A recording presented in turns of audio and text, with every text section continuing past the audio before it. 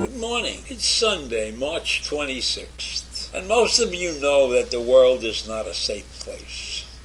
So 4 countries decided that they had to band their air forces together to create a strategic air command because they are living near Russia. And those 4 countries are Norway and Denmark and Sweden and Finland. And I think that this was a brilliant move, and that more countries in the world that think alike and are threatened by some nearby monster should take a look at what these 4 countries decided to do. And maybe if that happens more often, then the many countries that continue to do evil will be put on notice that their neighbors are upset with them. Now, I can't on the top of my head point at a specific region where this might work the same way it will work in the Scandinavian area. But it's a great idea. There are 200 plus advanced fighter jets as a single fleet, creating this new headache for Russia. And maybe there aren't 4 countries that are unique in the sense that they have up-to-date weapons, like the modern air forces that include the F-35, because that's what Finland and Sweden and Norway and Denmark have. So these 4 Nordic countries, by agreeing to operate their fleets of around 250, are hoping that they can put Russia on notice, are hoping that they can deter Russia from doing anything beyond what they have already done. Because I am sure the behavior of Russia has scared these countries. I don't know if they envision being invaded by Russia, but with a madman like Putin in charge, who knows what the Russian is thinking? And if he is successful in any way, shape, or form of taking over, of winning the situation in the Ukraine, then these countries are taking a step in the right direction, and they're not wasting any time. They're not diddling around like many countries would. Like we, the United States, and our partners who are helping Ukraine have diddled and diddled because they're afraid to start a world war. But these 4 nations have taken the bull by the horns. They have created a fleet, a protective fleet, not to be messed with. And they signed this agreement and created this Nordic air defense.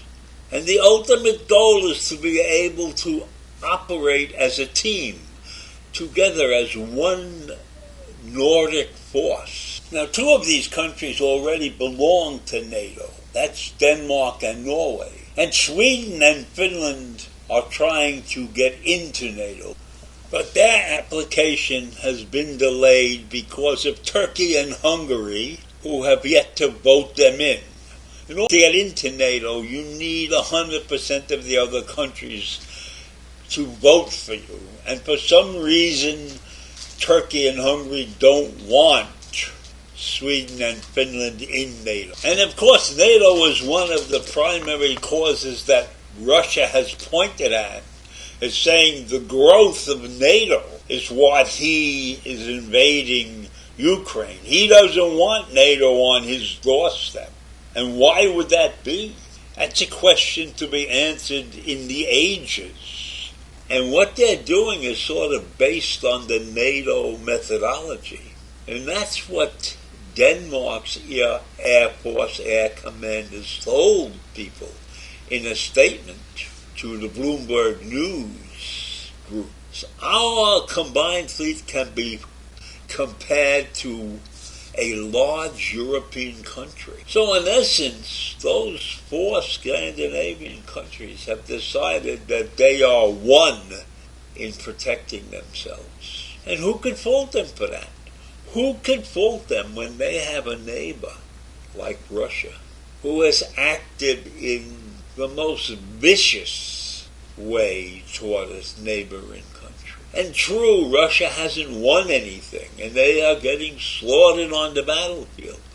But they keep churning along, refusing to admit defeat, refusing to say, to hell with this thing, let's go back home and pay attention to what's going on in our country, and let's leave the outside world alone. But Russia doesn't think like that. Putin doesn't think like that. So the Scandinavian countries have put that thinking into this mix and come up with this great idea.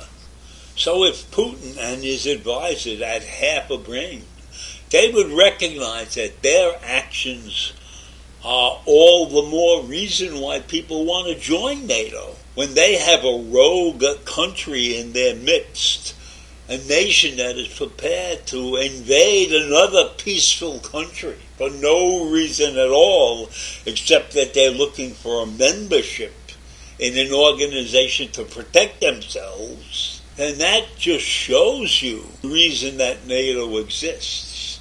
And I cannot understand why Turkey and Hungary would be against the membership of the two Scandinavian countries. Why are they against it? Are they afraid because they are basically not true democracies? Because Turkey and Hungary are sort of run by dictators? They don't want democratic countries in NATO?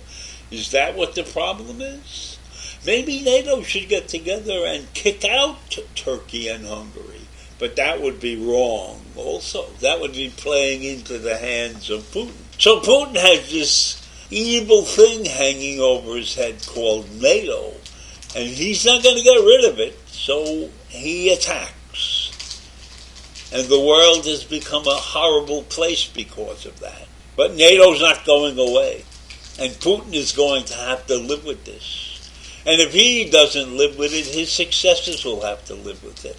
Because I don't see any chance that Putin's going to get out of this thing in good shape. Even if he wins, he's not going to really win. And I don't know where this is going to lead. And then, of course, we have China. So I leave you with that. Have a great day. Bye.